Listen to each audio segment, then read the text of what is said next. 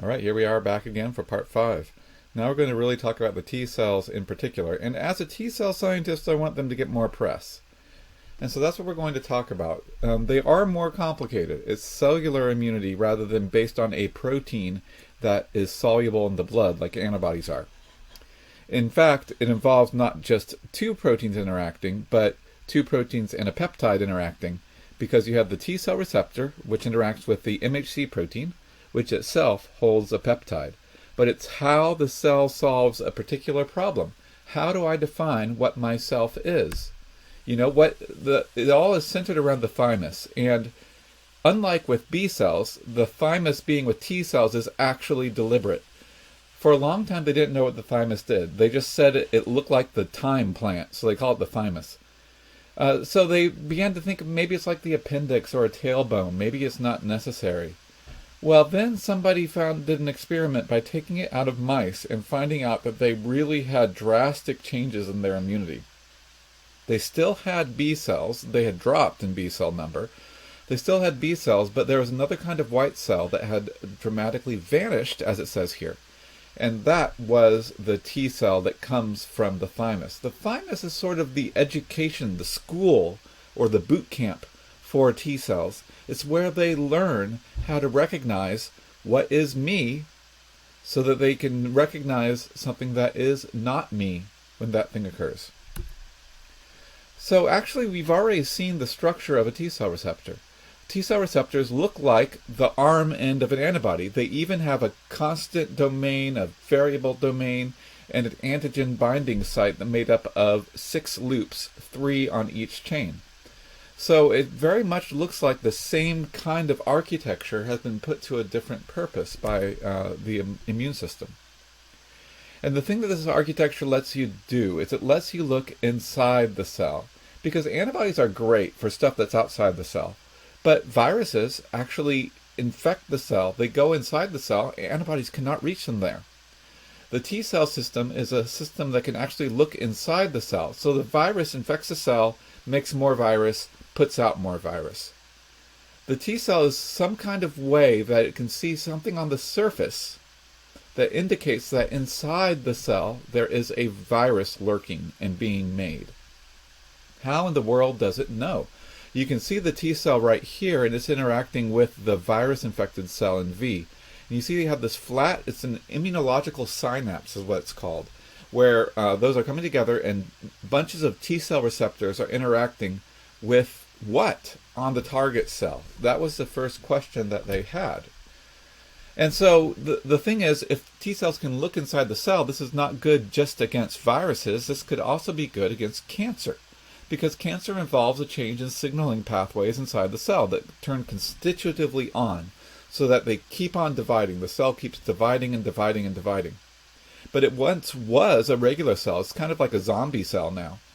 And it once was a regular cell, so how do you tell by looking at it that there's something different going on inside it?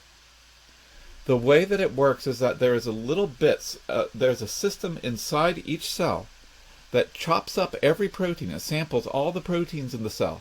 It chops them up and puts little bits on the surface.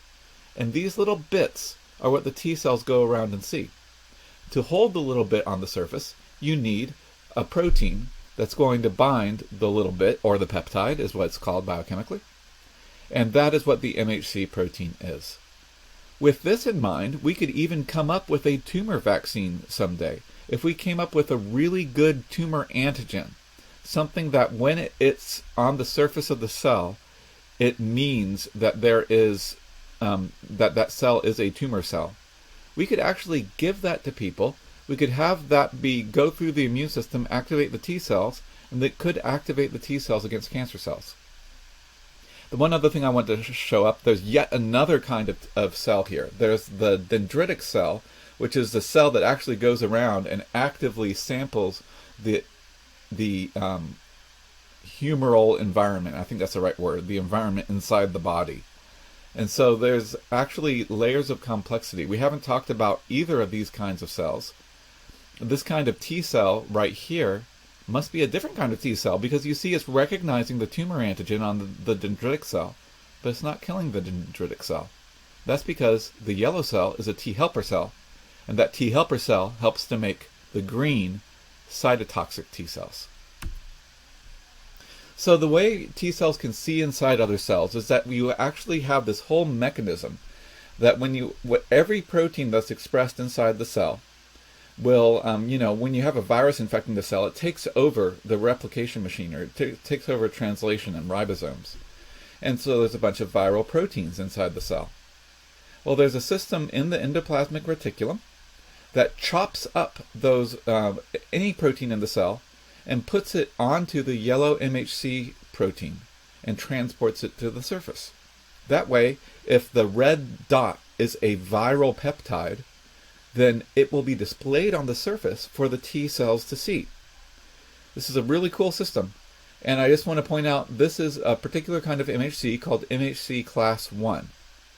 This is a very common kind of mechanism, and it's in most every cell, to be able to put a window into the cell on the outside of the cell surface that T cells can see. And it's in the form of a peptide MHC complex. So when you have a T-cell receptor that goes around, the T-cell receptors, they go around, they look at MHCs, and they've learned in the thymus what a normal set of MHC peptide complexes look like. They've learned not to freak out when they see normal stuff. But when they have a viral peptide, all of a sudden they see that, and they're like, hey, I haven't seen this before. And then they turn on their killing function, their cytotoxic function, and it destroys the target cell. So you can see how this is a really nice system for being able to surveil the inside of a cell from the outside. But it requires a whole peptide going on. So this is why it's kind of the security system of the cell. It's kind of the army, or, there's always, you've got to go with violent metaphors, I guess, because it's a violent thing. It's a cytotoxicity is the death of a cell, but it's the death of a virus-infected cell or a cancer cell. So in this case, it's protecting the body.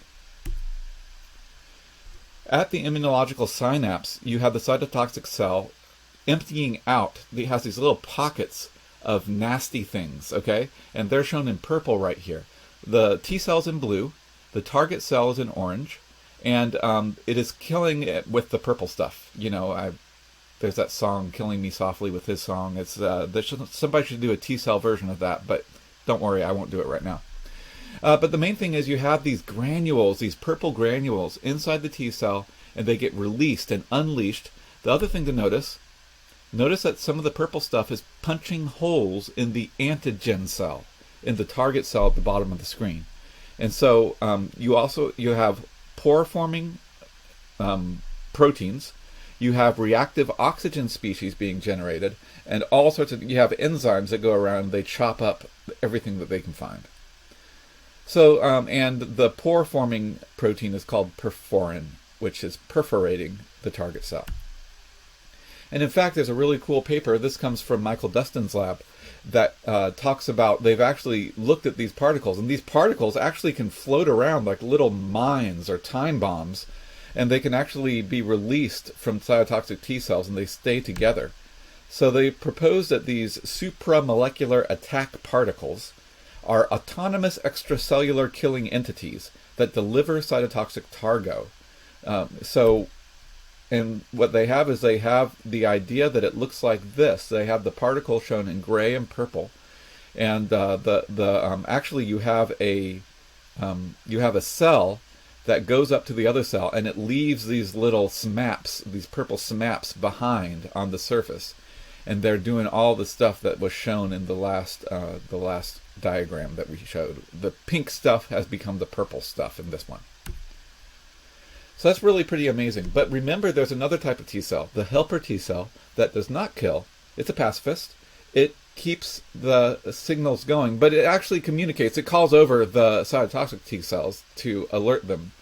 It actually plays an important role in the system as well. Another kind of T cell, and it even has its own kind of antigen processing system. So look right here, you have a different kind of system. So you have macrophages. Remember, those gobble up the surroundings. And dendritic cells have this system too. Only specialized cells have the T helper cell processing system. And so what they do with these specialized cells, chop up, they take in stuff from outside, they chop it up, they put it onto an MHC Class 2, and they put that on the surface of the cell. Looks really familiar. And notice that even B cells have a MHC Class 2 mechanism inside them. So for example, when a B-cell receptor binds an antigen, it will internalize it, chop up the antigen, put it on the MHC Class 2, and that will alert T helper cells. It's a really cool system.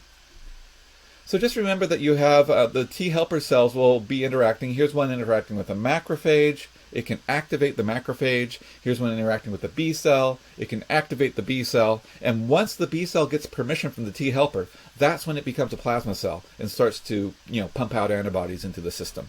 So T helper cells are really important, but they are a specialized system involved with signaling, not with cytotoxicity. They're more like a radio, so they're sending signals and they're activating cells. They're giving the all clear, to give them the orders that they can go ahead and become all they were meant to be by going off and making antibodies or whatever it is. So let's remember that the T-cell receptor looks like the tip of an antibody. So we say it has an alpha chain and a beta chain. It's got a little bit of carbohydrate on the outside, just like most extracellular proteins, but the carbohydrate is not that important to how it works.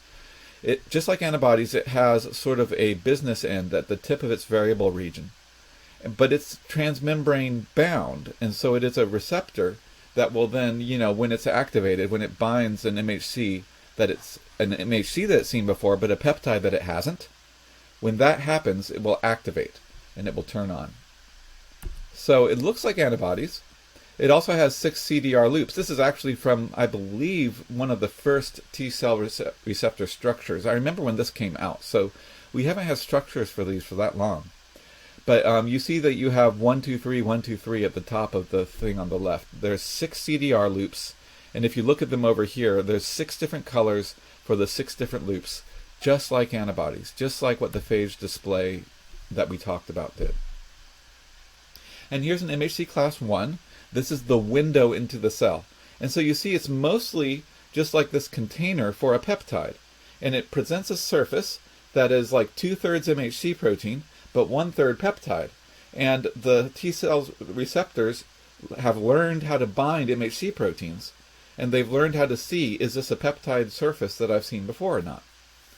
So the MHC proteins, also genetically, they're called HLA proteins. And this is going to be important because we're going to be working with them. So you should get used to thinking both MHC and HLA are the same thing. And the way it fits right there, I don't know if this is because of the colors that it has, but the colors remind me of a hot dog. The shape reminds me of a hot dog. Maybe I'm hungry right now. I like hot dogs. And there they have, it looks like a hot dog in a hot dog bun. That's kind of what an MHC molecule is. Now this hot dog bun is one of those things where you have the little hot dog and the big bun, because it's closed at both ends. This is a little tiny 7-Eleven hot dog right here. It's not the big bite, okay? So that's what MHC Class 1 looks like. This is what cytotoxic T cells recognize. And if you look at the side view, here's the side view of MHC Class 1 on the right. MHC Class 1 technically is made up of 2 chains, although the entire peptide binding platform is in 1 chain. And then it has this purple chain that binds to it. It's called beta-2 microglobulin, but we probably aren't getting into that much detail in this class. If you look at MHC Class 1 from the side, you can see that the edges of the hot dog bun are both alpha helices. And so you have the peptide nesting between the alpha helices and presenting the surface to the T cells to come down from the top. MHC Class 2 looks much the same, except that MHC Class 2, very interestingly, is dimeric. And it has its peptide binding site is actually made up of 1 helix from 1 chain and 1 helix from another chain. It's kind of cool how evolution can do this. But notice that if you are not looking at the colors of the chains, they look pretty similar from the side. So MHC Class 2 looks a lot like MHC Class 1 from the side, and the peptide fits in between the alpha helices displayed to the surface of the T-cell receptors. So MHC Class 1, like we said, it's 3 domains are in a heavy chain, and then you have beta-2 microglobulin, which is kind of like a light chain, but it's really just one dark blue domain that just sort of binds underneath and gives a little structural support. It's not that important because it's never facing the T cell. There are, by the way, parts of the immune system that bind to it, but as you can expect, we're not getting into all that. So you look from the top and you see that you have these 3 domains, alpha 1, alpha 2, and alpha 3, all in one chain for MHC class 1. And here are the peptides that it binds. You could probably estimate this from looking at, I could ask that question, go back to the hot dog and a hot dog bun picture and ask, how many residues do you think are in this little red peptide? The answer would be 9 to 10. And that's about how big the snippets are that fit in. Here are 3 different peptides that fit into a single MHC, and we took away the MHC. So you can see that the MHC can have a few things that are different between the peptides, but there are some things that are the same between all 3 peptides. All 3 peptides have a leucine and a valine, leucine here at position 2, and a valine here at position 9 or 10, whichever number it is. Both of those are the same because they both point down into the MHC protein that is going to be located, that's going to be binding. And the surface that's going to be presented is going to be on the top of the screen, and you can see that you have this tyrosine that's in the middle of the red peptide. And if that, let's say that you have, the main thing about these peptides is half of the peptide is pointing down away from the TCR, binding the MHC. And the MHC wants to be, the word is promiscuous. It wants to bind a lot of different peptides. And so the MHC is not very picky. You notice that these are hydrophobic amino acids that are part of the system here. But you have the parts that point up can be very different. And yeah, I would imagine that that red tyrosine would cause a different TCR reaction. It would definitely look different to a TCR. If a virus made that peptide, a TCR very well could be activated against that single mutation. So when you look at MHC class 1 peptides, these are from 2 different MHC class 1 molecules, and you can see that they have different sort of preferences. They have different shapes for the anchor residues that are shown in green that point down into the protein. And so this is what I sort of worked on as a graduate student. I worked on how do MHC and peptides interact. And you have the ones that are pointing down, and you can see from these, oh, the one on the top likes to have a hydrophobic ring and then a leucine at the C-terminus. The one on the bottom likes to have a tyrosine at position 2, and then a small hydrophobic at the last position, position 9, I believe it is. Yeah. So you can see everything else among these peptides can actually bind differently. In fact, I even recognize, I've worked with these so much. The middle one at the top, I have made that peptide before because I recognize that sequence. That's one of the model sequences that we worked out all this stuff with. It's weird the kind of things you learn unintentionally. So the thing that keeps the peptides bound is not just the pocket residues. The pocket residues can vary. And what you want in an MHC molecule, you want a molecule that's going to bind pretty much any different peptide. You don't want peptides to be able to avoid binding the MHC. So to accomplish this, the MHC have evolved to be able to bind the parts that are always in every peptide, which means the backbone.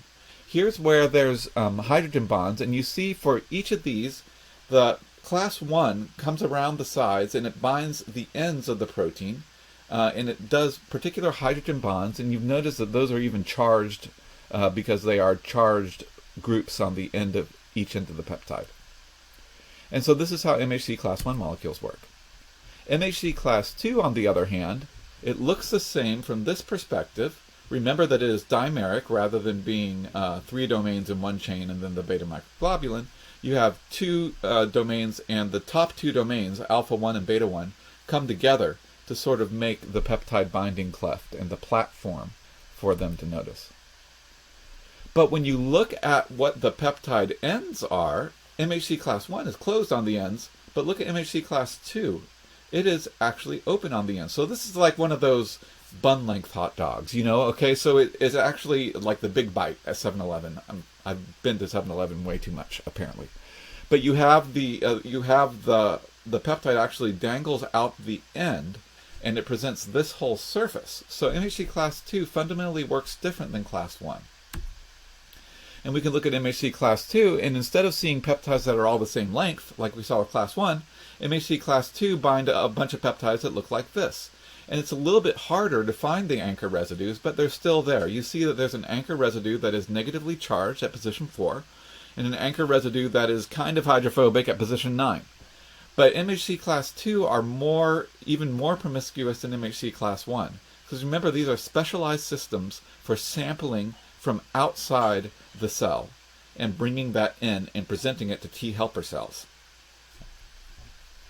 So these are the ones I worked on. So I had to work on peptides that would range up to 18, 20 residues long, whereas the peptides that you make when you're studying Class 1 are much simpler.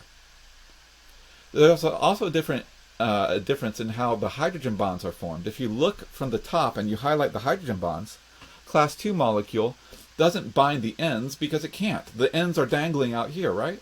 So what it does is it binds along the length of the peptide, and it binds the backbone. It binds, and the backbone, again, is going to be on every single peptide. You can't get away from it. And what's interesting is that when you look at this, all of these look like good hydrogen bonds. But we had some clues and some ideas that these are not all the same strength. These are not all as important. There's some kind of dynamics or something going on that weakens some of the bonds and strengthens some of them. Some of them are more biologically important than others. And that was the theory that I went in and tested. It's a very biochemical theory, but that's what I did as a graduate student. Here is my dissertation. If you want to be the second person who's read it, you can see it. But it's also the papers. Each chapter is a paper that's published more readily. So I don't mind that you haven't read it. What I did is I worked with mouse class 2, and I mutated the hydrogen bonds away. Technically, somebody else did that for me, and they gave me it, and then I tested it. And I found out that the N-terminal peptides, the peptides with the N-terminal hydrogen bond mutations, ended up increasing the dissociation rate a lot more. Those N-terminal ones ended up being way more important. And I also compared mutations in the hydrogen bonds to mutations in the anchor residues, the pocket residues. And I found that there wasn't much crosstalk. Those were pretty much independent of each other. And what's really cool is it took like 10 years down the road, but it was shown that the end of the peptide that I said was important with my experiments turned out to be the end of the peptide that's most important in general for there's enzymes that sort of pry the MHCs open so that they can load other peptides more easily. And those work at the N-terminus side. So I actually was there before we did the cell biology to find out how those worked. I gave the biochemical structural reason that the MHC class 2 is arranged so that the N-terminal bonds are more important. So if you want to have the peptide go out, you go up to the N-terminal end and you peel it apart. And that's exactly what the cell does. So when you look at the TCR, remember that the TCR is coming down on the top and it's interacting with the peptide MHC complex. So there's really 3 players in this game. The TCR is contacting them with the different CDR loops. It turns out that some of them are more central. The CDR3 loops are the most central, and those are the most important in recognizing peptide. Other loops are important to recognizing MHC. And so the CDR3 loops are the ones that vary the most because they're the ones that will encounter differences that they'll work on. And so this is one of the first crystal structures of the TCR+MHC Class 2 interaction. And I remember when this came out, it was a big deal. Now we've got a bunch of them, and now it's kind of boring. You know, it's not as big of a paper as it used to be. But the thing is, if you look in that, the first thing that has to happen, the peptide has to bind the MHC before the MHC goes up to the surface to see the TCR. And the peptide-MHC interaction is something we can understand biochemically. In fact, it is simple enough that we can come up with some general rules for what the different MHCs are. And by the way, you have like 6 different MHCs in your body that combine different types of peptides. Depending on that, it will determine your autoimmunity and your immunity. So if we can predict which peptides will go into the MHC, we actually can predict which parts of the protein the immune system will react against. And in fact, here's an example right here about how there is a peptide mimicry going on with the SARS coronavirus spike protein. So let me go through this. There are peptides from SARS-CoV-1 that provoke the immune system. So it's important that this is SARS-CoV-1. This is an old paper, but it's actually kind of cool because it shows how cross-reactivity works. Because there's only a subset, only like 1/2 to even 1/3 of the residues even contact the TCR-MHC, one half of them point down and contact the MHC. So that means you can have a peptide that's different on top, that's the same on the bottom, and will bind the same MHC. Okay? So they found that there were actually some similarities between SARS-CoV-1 peptides and human protein peptides, and it makes perfect sense when they look at it. So what they did is a computational study. We understand MHC peptide binding well enough to at least make a first guess at which peptides will bind which MHC. And we're going to use a program like this actually in our project. Here they had a 75% accurate method. It's probably a little worse than that, but that's still pretty good, and that will at least give us a first idea of whether this is a peptide, which peptides out of a whole protein sequence will be the ones that are chosen, the selected ones to bind the PMHC. And so here's where they ran this is the sequence of the SARS-CoV-1 spike protein. And they colored it different colors. The yellow parts were predicted to bind MHC, and the blue parts were where it shares sequence with other human proteins. And then the purple parts are the important thing because it's both predicted to bind MHC and share a sequence with human proteins. So all those purple parts are interesting because that shape of protein could be something that a normal human protein would exhibit that shape. Okay, so let's look at that one right there. That's a purple sequence, and so it's predicted, it's from the spike, it's predicted to bind MHC. It also shares sequence with human proteins. What do we mean by that? Here's where the S protein, for example, the S protein in certain places, it looks like the natural ligand for the ACE2 receptor. Spike protein binds the ACE2 receptor. So in a sense, it's kind of like molding itself to the ACE2 receptor's surface. So it's a reasonable biochemical hypothesis that the normal ligands that use that same ACE2 surface to bind, that those should have some sequence and structural similarities. And lo and behold, they do.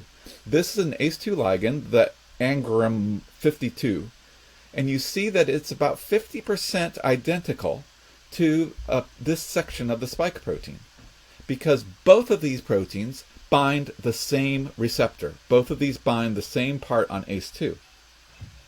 Another natural ligand for ACE2 is bradykinin, and they found out that bradykinin will actually match the S protein at this sequence, and that was the purple sequence I showed you on the other side.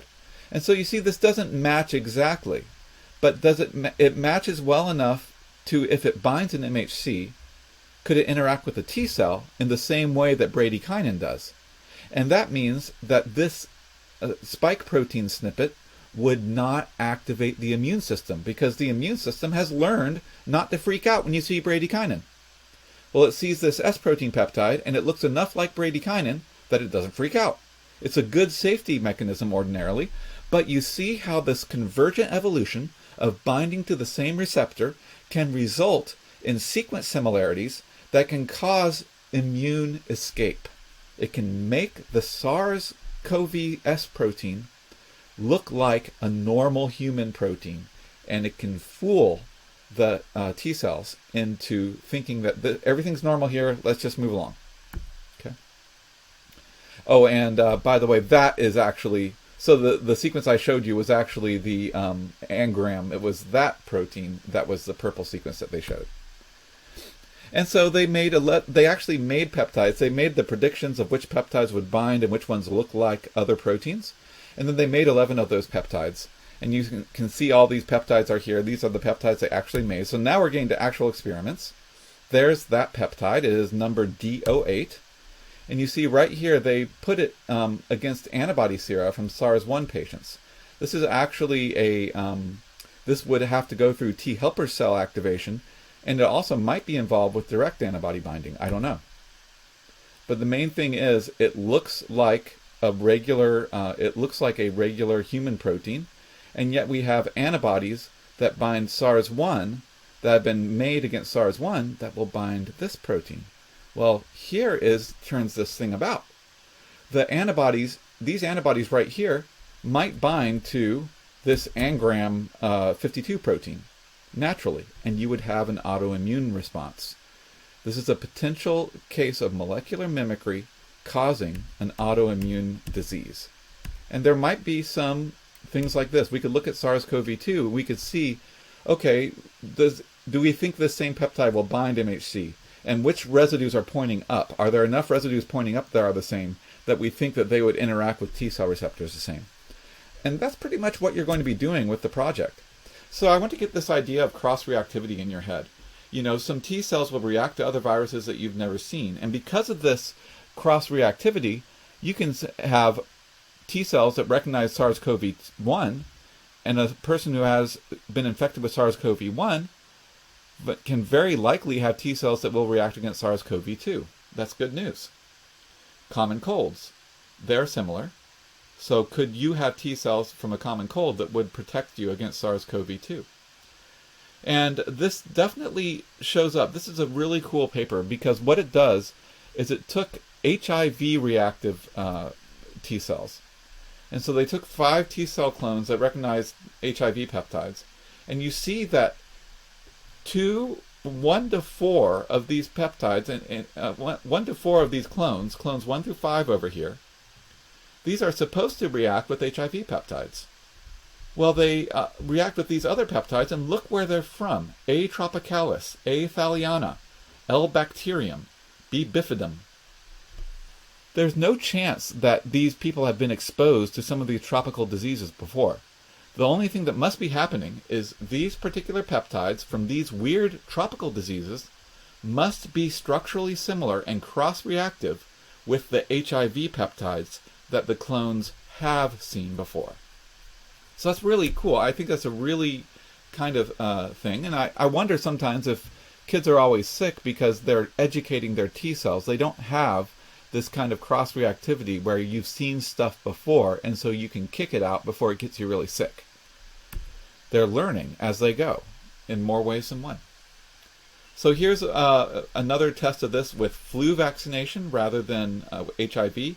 And here we have flu vaccination that has T cells that react against F. magna and T. vaginalis. And you can see, look up and down at those peptides, and you can see that they're similar.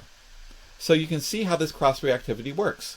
Because it's only working at a snippet, there is the possibility by chance that you will be protected against some disease you've never seen before because it happens to have a peptide that is close enough to the peptide you have seen before. You know, immunity is complex, but it's really cool. So remember, T-cell immunity takes longer to kick in, but it has a broader base. And this is actually really good news because there's a bunch of peptides from SARS-CoV-2 that will interact with your system. And this is, if you've heard about the variants and you've heard about like double mutant and things like that, well, strictly speaking, a double mutant doesn't scare me because your T-cell receptors react to probably 100 different amino acids from SARS-CoV-2 once you've been immunized. Messing up 2 out of the 100 is not going to change that response very much. It means the T cells might get 98% on their quiz rather than 100%. So the T cells being more diffuse in how they surveil the antigens and the pathogen that's infected your system will actually be a better line of defense. The trade-off is that they take a long time to get ready and they don't protect you from being infected. They just protect you from dying. But, you know, that's something, right?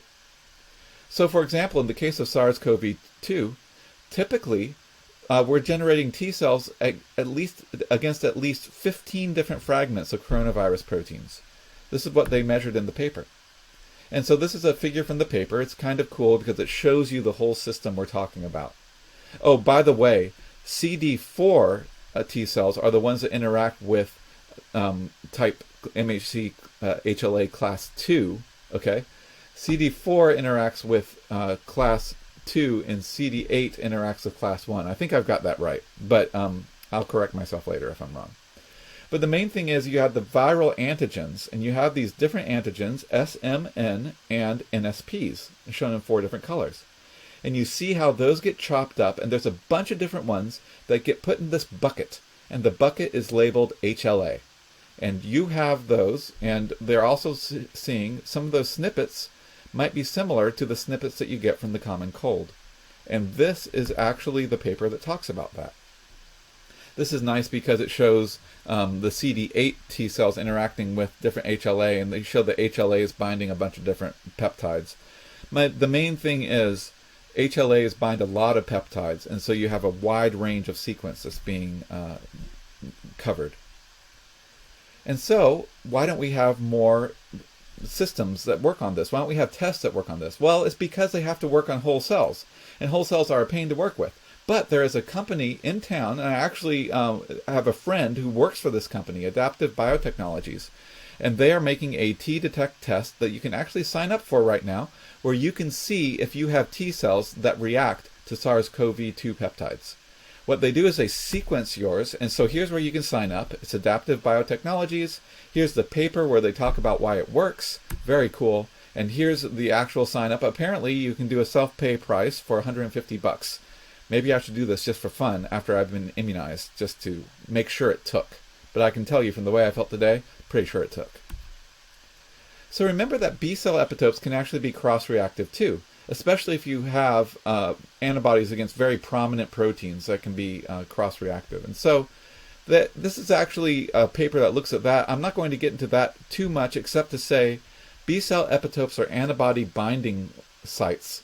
And you see that you have SARS-CoV-2 on the top, and then you have these 4 alphabet soup sort of things on the bottom. Those 4 things are the 4 common cold coronaviruses, things that you could have seen before.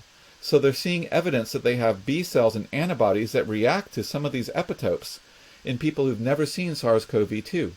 It's because they have cross-reactivity with these particular epitopes, and if you look at the letters, you can see biochemically why that's the case. Here's, and I just have to show you this because I looked in this, the way the whole system works for them. There's our friend phage display again. They actually did phage display to try to see how what the different antibodies would bind, and they ended up coming up with this. This is B-cell epitope, so it doesn't require MHC binding. So that's the main thing. And the one thing I want to set you up for is when we have our tour of the hutch, we're going to be working with we're going to be talking to a lab that does this kind of immunology. This is one of the kinds of things that they do. They actually make what are called 3-in-1, and they're called SCTs, single chain trimers. The single chain trimer is all the 4 domains linked together up here of the regular old MHC Class 1, linked together to a specific peptide. And you make it all as a single molecule. And then this is a little defined reagent you can take as a biochemist and you can throw it at different things. Here's a side view of a 3-in-1, and you can see in the orange you have the linkers. You can put a specific peptide. Oh, and by the way, SIINFEKL. There's my friend, the antigen sequence that I talked about that looked familiar before. This is a common model that they were using as proof of concept. But now you can just flip out the peptide and you can make a single molecule that should bind TCRs. And you can use that to select for TCRs. And so this is a paper that we talked about last year. I'm not sure which one we're going to talk about. So we might talk about something like this. I just want you to know right away what MHC peptide, what these single chain trimers are. And then our tour guide will give you a lot of different stories about how that works with flow cytometry to make cells light up that bind that particular peptide. And you can measure what the peptides are. So here's the thing, and the important thing is up here. You take the protein sequence of the SARS-CoV-2 protein. They took the spike sequence, and they used a computer to say which peptides should we make to put into the peptide part of this. You see all the different colors there. So they used the computer program to make 100 different potential peptides, and then they screened those to see how they worked. Okay. And this is part of the screening. You can make them fluorescent, and they can cause the cell to light up when they bind to the cell, and then you can sort for those cells. Okay. So, and then you can actually see which TCRs bind them. You can take a population of T cells. You can sequence the Tcell receptors, and you can tell exactly which CDR loops are in those Tcell receptors, and you can look for patterns there, similar to what Adaptive did. Okay. And look right there, they found that there were a lot of Tcell receptors that reacted to this particular peptide with this particular CDR loop sequence. So we have a biochemical interaction. It's really cool. The first step is to take the sequence and to say which parts of this sequence will bind the MHC. And that's where we use a computer program to scan for it. The Net MHC 4.0 algorithm is what they used, and they made these 100 different trimer constructs with these 100 different peptides, all in the same MHC, by the way.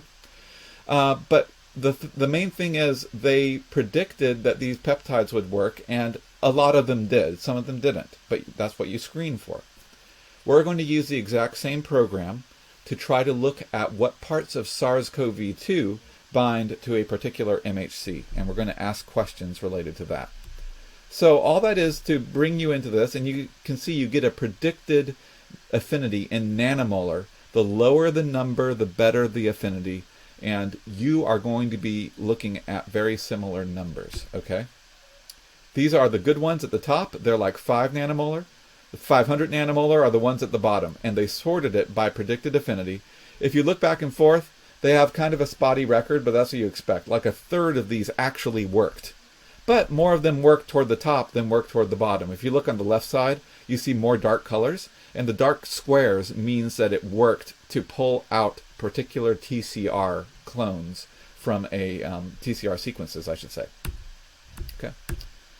So that is where we're going to end up. So T-cell immunity depends on a ternary complex, TCR, peptide, and MHC. MHC is made of 2 chains, so when you have the trimer, you're talking about the 2 MHC Class 1 chains linked to the peptide. And we can build these in the lab, and we can find which T cells interact, and we can even get the sequences of those T cells. So that's really cool. That will allow us to trace the course of the infection, understand why some people have T cells that work and other people have T cells that don't. The more we understand about immunology, the better our results are going to be. And so, yeah, that brings us to part 6, which is going to be the structural atlas.